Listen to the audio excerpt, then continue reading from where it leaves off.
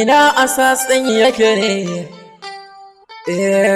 Madalla, ina madalla, godewa, ina godewa.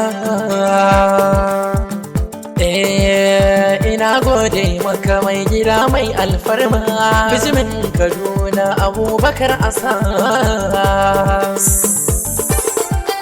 Da farko Allah gwani nake sanyawa, kawai mulkin shi kadai yake bayarwa, idan kuma ya baka shi yake karbewa. Kai salati ga rasulu wanda kai aikowa, ka sa ali sahabi ka yau karawa, ka sa har da mahaifiyarsa kai ninkawa, ka sa har da iyalansa na yi roƙawa, ka sanya da cikin salati kan rabbi madogaro.